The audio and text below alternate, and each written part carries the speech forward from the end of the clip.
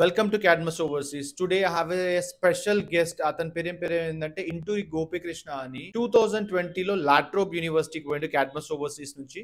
So అతను Australia experience ఎలా ఉంది, what is life about studying in abroad అనేది అతను ఏమంటున్నాడు మీరేనండి. సో ఏ యూనివర్సిటీకి వెళ్ళినావు బ్రో మాస్టర్స్ కి? లాట్రోబ్ యూనివర్సిటీ అన్న. సో మాస్టర్స్ అయిపోయిందా బ్రో?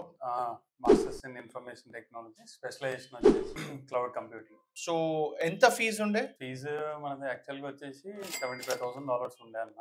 మన దగ్గర నుంచే స్కాలర్షిప్ ఒక 10% ప్లస్ స్కాలర్షిప్ కూడా వచ్చింది అప్పుడు. సో మనకి ఓవరాల్ గా ఒక $14,000 మనకి ఫీజు తక్కువైంది. సో ఇండియా నుంచి ఎంత ఫీజు పే చేసావు? సో టోటల్ గా ఎంత రికవర్ చేసావు? నేను ఫీజ్ యూనివర్సిటీకి పే చేసింది ఆల్మోస్ట్ ఒక 32 lakhs పే చేశాను అన్న. ఓకే. సో ఇప్పటి వరకు 60-70 lakhs అలా బ్యాంక్ బ్యాలెన్స్ ఉంది ప్రెసెంట్. సో అబ్రాడ్ లో నువ్వు ఏం నేర్చుకున్నావు బ్రో అసలు? యాజ్ అన్ ఇండివిజువల్ గా ఏ చేసినా ఇండివిజువల్ కేపబిలిటీ అనేది బయటకు వస్తుంది అన్న. ఇక్కడ ఉన్నంత సేపు మదర్ ఫాదర్ పేరెంట్స్ అందరూ ఉంటారు కాబట్టి అక్కడికి వెళ్తే ఏంటంటే అదొక న్యూ డిఫరెంట్ వరల్డ్. నీ అంతటికి ఏ వర్క్ అయినా నువ్వే చేసుకోవాలి, ఎవరు చేయరు. ఏంటంటే ఒక టైం టేబుల్ లాగా ఫిక్స్ అయ్యాలి. కాలేజ్, పార్ట్ టైం, స్లీప్ అనే వర్క్స్. సో మేజర్ గా ఏ స్కిల్ నేర్చుకుంటే అబ్రాడ్ లో తొందరగా సక్సెస్ఫుల్ అవుతారు? మేజర్ స్కిల్స్ అనేది దానికన్నా ఆస్ట్రేలియా వరకు నేను చెప్పేది ఏంటంటే ఎవ్రీథింగ్ డిపెండ్స్ ఆన్ పిఆర్ అన్న. పిఆర్ కి నువ్వు ఎంత ప్రిపేర్డ్ గా ఆఫ్టర్ కంప్లీషన్ ఆఫ్ మాస్టర్స్ నువ్వు ఎంత ఉంటావో దాన్ని బట్టి నీ లైఫ్ డిసైడింగ్ అనేది ఉంటుంది. నువ్వు ఓన్లీ మనీయే కావాలి అనుకుంటే అదొక సపరేట్ స్టోరీ. పిఆర్ తో పాటు రెండింటిని మేనేజ్ చేస్తా అంటే that's a different story. Abroad కి ఇండియాకి ఎట్లుండే బ్రో? యాజ్ ఎ పర్సన్ గా నువ్వు ఎట్లా గ్రో అయినావు 2 years లో? కాన్ఫిడెన్స్ లెవెల్ అనేది ఆబ్వియస్లీ హై ఉంటుంది అన్న. బికాజ్ ఎందుకంటే నువ్వు లైఫ్ అనేది ఇప్పుడు 22 years ఒక దగ్గర ఉంటావు, 22-30 years నెక్స్ట్ 15-20 years కి నువ్వు అక్కడ ఉండాలి. కాబట్టి అక్కడికి సంబంధించిన స్కిల్ సెట్ కానీ, న్యూ ఫ్రెండ్స్ కానీ, లేకపోతే అక్కడ ఉన్న లోకల్ కమ్యూనిటీస్ కానీ నువ్వు చాలా నేర్చుకోవచ్చు. అంటే మనకి ఇండియాలో ఏ ఆపర్చునిటీ అయితే తక్కువ ఉంటుందో అదే ఆపర్చునిటీ అబ్రాడ్ లో అనేది మనీతో పాటు ఎక్స్పీరియన్స్ కూడా ఒక డిఫరెంట్ ఎక్స్పోజర్ గా ఉంటుంది. సూపర్. సో మీ పేరెంట్స్ ఎట్లా ఫీల్ అయ్యారు? ఆబ్వియస్లీ అన్న, మమ్మీ అయితే చాలా మంచిగా ఫీల్. సో వాళ్ళు నేనంతా బాగుంది కాబట్టి నేను మా కజిన్ కూడా తీసుకొని వచ్చాను ప్రాసెస్ చేయడానికి. సో ఒక్కసారి వెళ్ళాక ఎట్లుండే బ్రో? కల్చరల్ షాక్ అదంతా ఎట్లా కోపపోయినావు ఆస్ట్రేలియాలో? ప్రాక్టికల్ గా ఒక విత్ ఇన్ ఒక వీక్ 2 weeks అయితే నీకు స్పెషల్లీ విత్ స్లీప్ తో చాలా ప్రాబ్లం అవుతుంది అన్న. బికాస్ ఎందుకంటే ఆస్ట్రేలియా అనేది 5.5 hours నీకు హెడ్ ఉంటుంది ఇండియాకి. ఓకే. సో అది చాలా కష్టం అవుతుంది.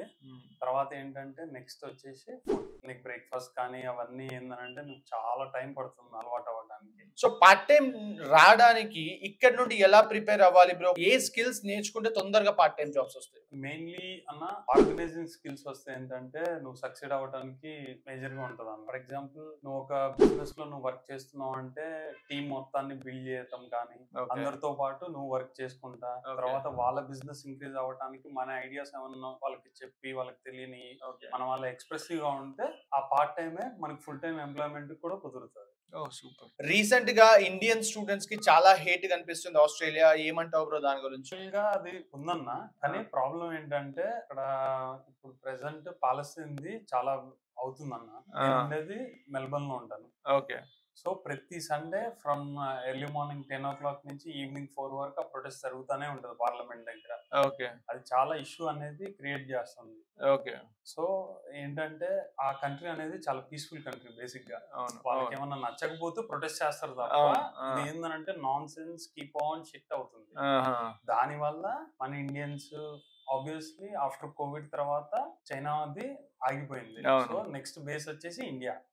అక్కడ అది ఉండే సర్కిల్ వాళ్ళు జస్ట్ అక్కడ ఉన్న local organisers just Indian community మా దగ్గర పెరిగిపోతుందని జస్ట్ ఒక హేట్రేట్ అంతే. అసైన్మెంట్ ఏంటి బ్రో? ఎన్ని డేస్ కాలేజ్ ఉంటుంది జనరల్ గా? అది అసైన్మెంట్స్ అది 2 ways ఉంటుంది అన్న. నీ కాలేజ్ ఒక 30-40 days ప్రేయర్ నువ్వు కనుక డ్యూ డేట్ కి వెళ్ళగలిగితే నీకు ఆ టైం టేబుల్ షెడ్యూల్ అనేది నీకు కన్వీనియంట్ గా ఉంటుంది. నువ్వు ఆ డ్యూ డేట్ ఇంకొక విత్ ఇన్ వీక్ 3 days ఉండగా అయితే మట్టికి ఆల్రెడీ స్లాట్స్ అన్ని ఫిల్ అయిపోయి ఉంటాయి. బట్ లక్కీగా నేను ఆఫ్టర్ కోవిడ్ వెళ్ళాను కాబట్టి మాకు 1 year మొత్తం టోటల్ ఆన్లైన్ కోర్సే ఉంటాయి. తర్వాత ఏంటంటే సెకండ్ ఇయర్ ఆఫ్ మాస్టర్స్ మట్టికి మేము అక్కడే ఉన్నాం కాబట్టి టైం టేబుల్ కూడా మేము షెడ్యూల్ చేసుకున్నట్టు. ఇంకొకటి బ్రో, పిఆర్ కూడా 7 దాకా వచ్చింది. సో ఇంకా ఎన్ని పాయింట్స్ వస్తే నీకు పిఆర్ వచ్చేస్తుంది? ప్రెసెంట్ అయితే నేను 190 కను 491కి వేసాను అన్న. ఓకే. సో కరెంట్లీ ఇప్పుడు నేను ఒక 85 పాయింట్స్ మీద ఉన్నాను ఓకే. కోసం. సో ఈ ఇయర్ ఏమన్నా మెకానికల్ ఇంజనీరింగ్ చేశాను కదా నేను. సో దానికోసం వెయిటింగ్. సో ఒకవేళ నువ్వు మాస్టర్స్ పోకుండా ఇండియాలో ఉంటే 2 ఇయర్స్ ఎలా ఉంటుండే ఇమాజిన్ చేసుకో బ్రో. అది ఆబ్వియస్లీ అన్న ఇట్స్ వెరీ హార్డ్. ఎందుకంటే ఇప్పుడు నేను చేసిన అన్ని కూడా నా ఫీజ్ కానీ లేకపోతే నా సేవింగ్స్ అయినా ఏదైనా కూడా నేను ఇండియాలో ఉంటే ఎంత జాబ్ చేసినా నాకు ఒక 5 to 10 years టైం పడుతుంది. సో నీ ఫీజ్ బోను కంప్లీట్ మాస్టర్స్ ఒక 60 to 70 lakhs అయితే ఎర్న్ చేసావు, బ్యాంక్ బ్యాలెన్స్ అదంతా. చేసేది. నువ్వు కలిసినావు బ్రో నీ ఫ్రెండ్స్ ని ఇండియాకి వచ్చిన తర్వాత. సో ఎట్లా అనిపిస్తుంది, వాళ్ళు ఏమన్నారు నువ్వు అబ్రాడ్ పోయి వచ్చిన తర్వాత, ఏం చేంజెస్ అయినాయి అదంతా? ఆబ్వియస్లీ బికాస్ ఎందుకంటే మనం అక్కడ డాలర్స్ నుంచి వస్తా ఇక్కడికి వచ్చి అంతా చాలా డిఫరెంట్. నేను ఇదే ఇక్కడ నుంచే గ్రో అప్ అయ్యాను. బట్ ఏంటంటే అక్కడికి వెళ్ళి వచ్చి ఒక 4 years ఆఫ్ జర్నీలో నాకు చాలా బాగా అనిపించింది.